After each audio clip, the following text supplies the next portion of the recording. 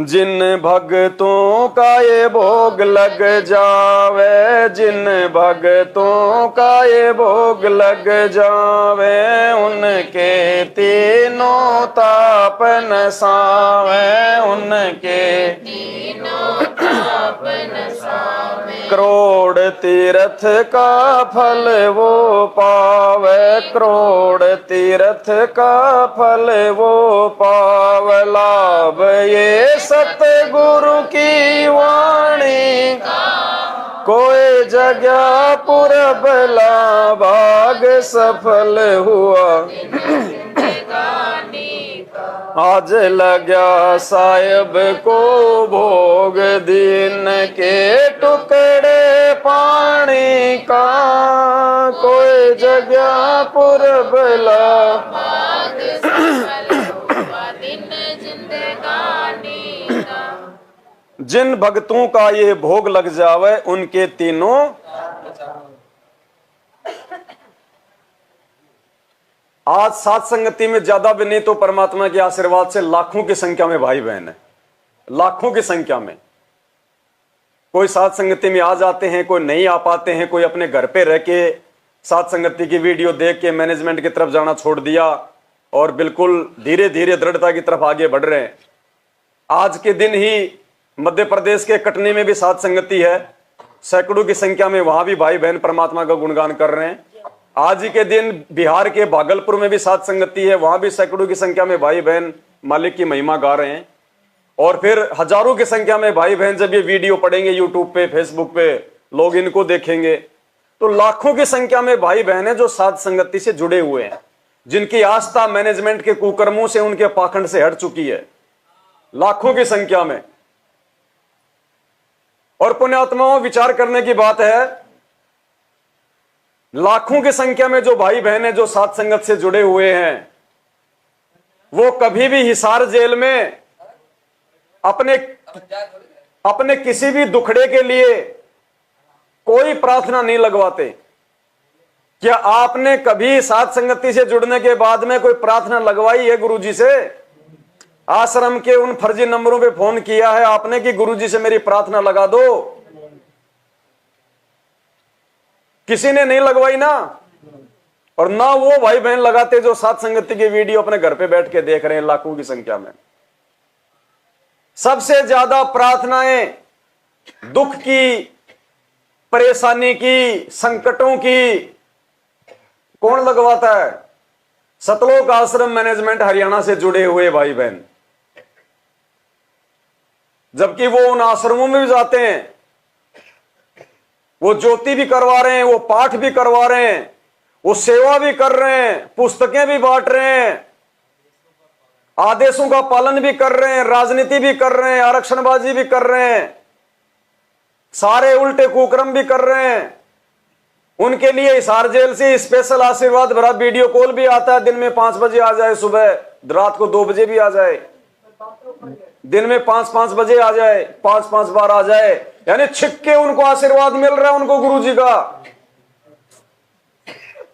और उसके बाद भी सबसे ज्यादा महादुखी संगत में वही लोग, रोजाना हजारों की संख्या में रोना पीटना, प्रार्थना लगवाना, मेरे घर में ये हो गया, मेरे घर में ये हो गया, मेरा ये काम नहीं बन रहा, मेरा वो काम नहीं बन रहा। सबसे ज्यादा दुखी भी वही लोग। जानते हो इसका रीजन क्या है?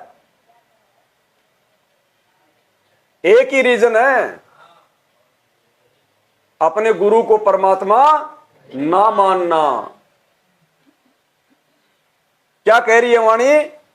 जिन भक्तों का ये भोग लग जावे, उनके तीनों। अरे तुम उन आश्रमों में पाठ करवा रहे हो और वहां पे तुम्हारे पाठ किए जा रहे हैं, तुम्हारा भोग लगाया जा रहा है, तो परमेश्वर की वाणी तो कह रही है कि जिन भक्तों का ये भोग लग जावे, उनके तीनों ताप नसावे। उनके तो तीनों तापों का नाश हो जाता है और तीनों ताप में सारे संकट आते हैं। 3 ताप परमात्मा ने कौन कौन से बताए? दैहिक, दैविक और आध्यात्मिक। दैहिक वो हैं जो हमारे शरीर के रोग हैं, दैविक वो हैं जो किसी देवी देवता का या किसी साधु संत का कोई श्राप वगैरह होता है, और आध्यात्मिक वो हैं जो हमारे जन्म जन्मांतरों के जो पाप कर्मों के कारण आते हैं। 3 ही प्रकार के ताप होते हैं और 3 प्रकार के ताप का नाश गुरुजी कह रहे हैं कि ये जो पाठ की जो वाणी है, ये जो करवाता है, जो पाठ करवाता है, उसके तीनों तापों का नाश हो जाता है। जिन भक्तों का ये पाठ हो जावे, जिन भक्तों का ये भोग लग जावे, उनके तीनों, फिर भी उनके किसी के भी तापों का नाश नहीं हो रहा। क्यों नहीं हो रहा? क्योंकि जिसको भोग लगाने से तीनों तापों का नाश होना चाहिए, उसको उन आश्रमों में भोग नहीं लग रहा। उन आश्रमों में तो मुर्दों को भोग लग रहा है, मुर्दों को। सतगुरु रामपाल जी भगवान को भोग नहीं लग रहा, जिनको भोग लगने से तीनों तापों का नाश होना चाहिए। उन आश्रमों में जब गरीबदास जी का बोध दिवस मनाते हैं तो वो क्या करते हैं? पाठ रखवाते हैं, भोग लगाते हैं। दाढ़ी मूछ वाले कबीर जी की काल्पनिक फोटो का प्रकट दिवस मनाते हैं तो पाठ करते हैं, भोग लगाते हैं ना। और जब वो भोग लगाते हैं और जब ये वाणी जब आता है शब्द, ये आज लग्या साहिब को भोग दीन के टुकड़े पानी का, तो उससे पहले पुण्यात्मा विचार करना इन बातों पे, तब समझ में आएगा कि आप और हमारे ऊपर परमात्मा संकट क्यों नहीं आने दे रहा, और वो लोग पाठ करवाते करवाते भी संकटों से क्यों घिरे पड़े हैं।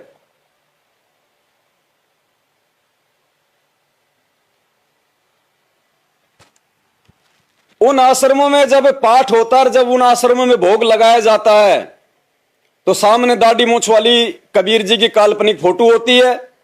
उस काल्पनिक फोटो के चरणों में असली कबीर संत रामपाल जी भगवान की फोटो होती है, गरीबदास जी की फोटो होती है, स्वामी रामदेवानंद जी महाराज जी की फोटो होती है, पंडित चित्तानंद जी की फोटो होती है ना।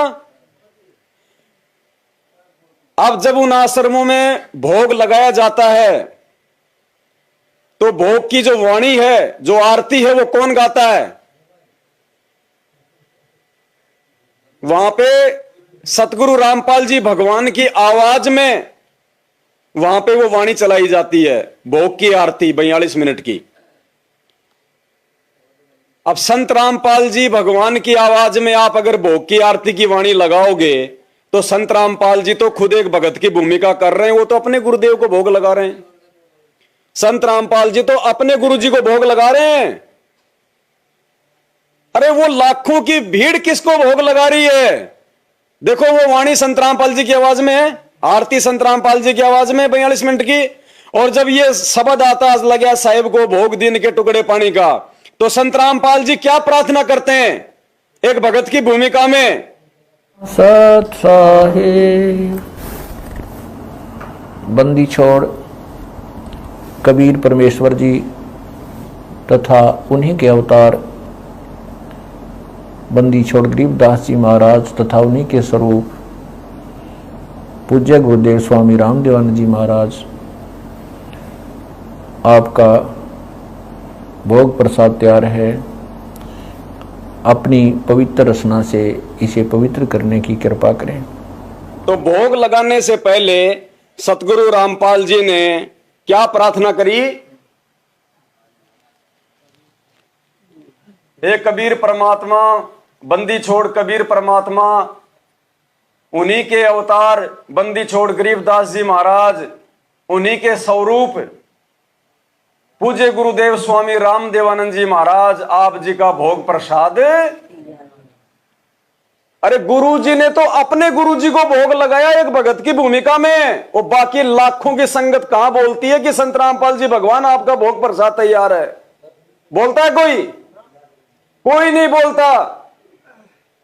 गुरु जी एक भगत की भूमिका में पहले तो कबीर जी को बोलते हैं, फिर गरीबदास जी को, और फिर अपने गुरु जी का नाम ले रहे हैं कि पूज्य गुरुदेव स्वामी रामदेवानंद जी महाराज, आप जी का भोग प्रसाद अपनी पवित्र रचना से इसे पवित्र करने की। अब वो संगत किसको भोग लगा रही है? वो कोई बोल ही नहीं रहे लाखों की संख्या में से कि पूज्य गुरुदेव संत रामपाल जी महाराज, आप जी का भोग प्रसाद तैयार है। कोई बोलता है? तो किसी का भोग नहीं लग रहा वहां, काल भगवान ठग रहा है। अरे गुरुजी ने तो एक भूमिका करके दिखाई कि नालायकों, जैसे मैं मेरे गुरुजी को भोग लगा रहा हूं भगवान मान के, परमात्मा मान के, ऐसे जब तुम भी अपने गुरुजी को भोग लगाओगे परमात्मा मान के, तब परमात्मा तुम्हारी सुनेगा। तो आज साथ संगति से जुड़े हुए भाई बहन जो परमात्मा को भोग लगा रहे हैं, आज किसी को प्रार्थना करने की जरूरत नहीं है किसी को मांगने की जरूरत नहीं है, बिन मांगे देता है परमात्मा। किसी के ऊपर तीनों ताप का कोई नाश नहीं है, और अगर किसी के ऊपर थोड़ा बहुत है तो उसकी खुद की अपनी मर्यादाओं के कारण है भाई, उसकी खुद की कमजोरी के कारण है। परमात्मा ने कोई कमी नहीं छोड़ रखी सात संगतियों में। और वो लोग पाठ करवाते करवाते, ज्योति करवाते करवाते, सेवा करवाते करवाते, उनकी डांट खाते खाते, दर्शन लेते लेते, सारे काम करते करते, और फिर भी उनके ऊपर पहाड़ जैसे दुख हुए। पहाड़ जैसे दुख है उनके ऊपर। किसी के तीनों तापों का नाश नहीं हो रहा, क्योंकि कोई भी आदमी अपने गुरुदेव को वहां भोग नहीं लगा रहा। इसलिए परमेश्वर कहते हैं, जिन भक्तों का ये भोग लग जावे उनके तीनों ताप नसावे, करोड़ तीर्थ का फल वो पावे, लाभ ये सतगुरु की, उनको तो कोई लाभ नहीं मिल रहा उधर। और जिसको लाभ मिल रहा है वो चाहे भोग मत लगाओ, कोई बड़ी बात नहीं है, क्योंकि उसके पिछले पुण्य मिल रहे हैं उनको। जिन लोगों के ऊपर अभी कोई आपत्ति नहीं है, जो लोग सोच रहे हैं कि हम तो यहाँ पाठ भी करवा रहे हैं, हम तो इन आश्रमों में सेवा भी कर रहे हैं, हमारे तो कोई दुख नहीं है, आने वाले समय में जब दुखों के पहाड़ टूटेंगे तब समेटना भारी हो जाएगा। अभी तो बैटरी चल रही है, बैटरी भक्ति नहीं चल रही, सबकी मर्यादा खंडित है। परमेश्वर ने बताया, जब तक आप अपने गुरु को भगवान नहीं मानोगे तब तक तो आपकी भक्ति शुरू ही नहीं होती। भक्ति शुरू ही नहीं होती। तो वहां तो चार चार गुरु बना रखे हैं उन लोगों ने, चार चार भगवान। तो ये आप और हमारा सौभाग्य है।